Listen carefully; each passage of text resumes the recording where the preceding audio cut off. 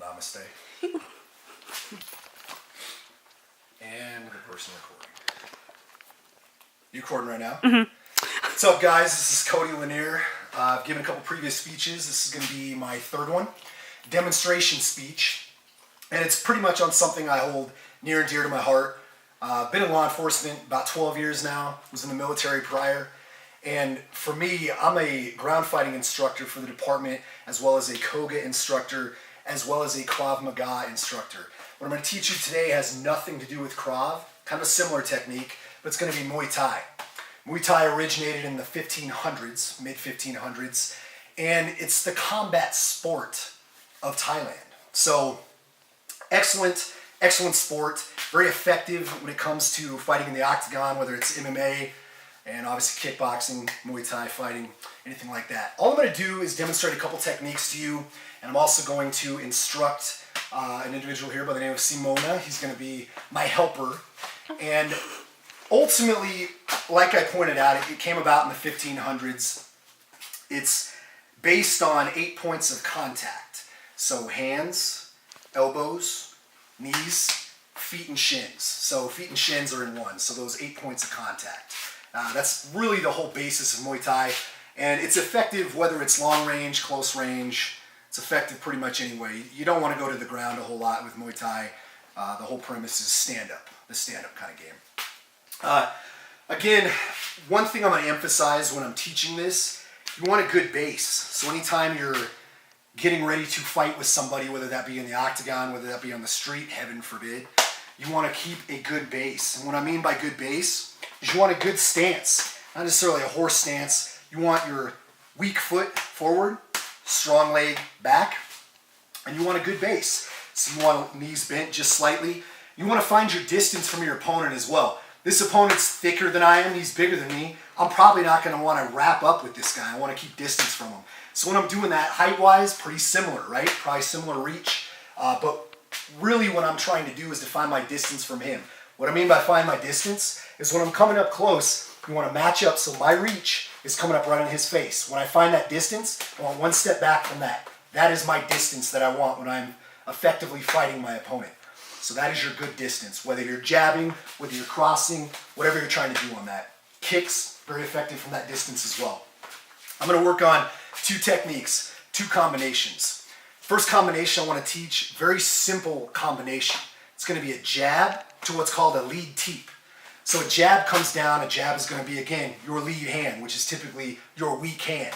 So as you're coming up close, again, you have that good stance, knees bent. Again, you're facing your opponent. And as you're facing your opponent, when you're coming up for your jab, you can change your elevation. You can go high, you can go low. Again, you always want that other hand protecting your face, not up here in a fist, because if they hit that, that's going to come back and hit you. You don't want that. Again, while you're up, you want your hand out here protecting your face. So your jab, whether you're going forward, whether you're going back, let me take my sandals off so I don't slip. But as I'm doing this, whether you're going forward, whether you're going back, so if I'm going forward, left hand again. If I'm going backwards, right hand, right hand. You always want to lead with whatever hand you are going forward or backwards with. So again, in this situation, I'm teaching a jab and lead teep. So I'm coming up, jab, so that's with my lead left hand, again protecting my face, lead teep coming up, and all I'm doing is basically pushing my opponent back. Not a heavy strike. It's more of just a striking technique to get your opponent away from you, and in a fight, it's going to score a point. So while I'm doing it, you're coming up, jab, lead teep. Again, I'm keeping a good base. I'm not getting outside my knees. I'm keeping a good base. So let's see that, Simona, real quick. Jab, teep. Good. It's very good. And notice he's moving forward. And again, he's jabbing on that, always moving forward. And he's delivering a good strike on me. Jab, lead, teep. That's that combination. 2-strike combo, very simple. The next one is a little more difficult. It's going to be a 4-strike combination. So when I'm doing this, again, jab, just like we did last time, jab, but I'm going to follow that up with a right cross. When I'm throwing the right cross, I'm pivoting on my back foot because most of my power is coming from my trunk.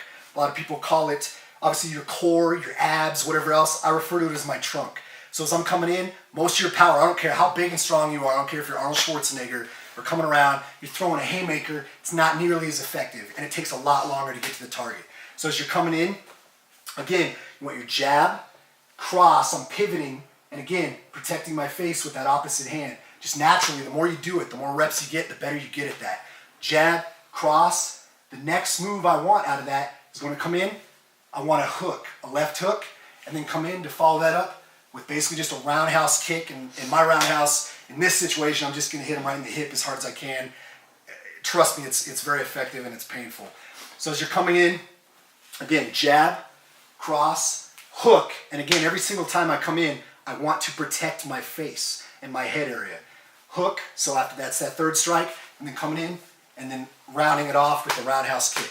4-strike combo on that. So let's see that, Simona. Nice. Very effective. So simple as that, simple as that. Again, this was 5 minutes out of my day. I truly enjoy this method of combat. It's used today's day and age big time in the UFC, as you can see on his shirt.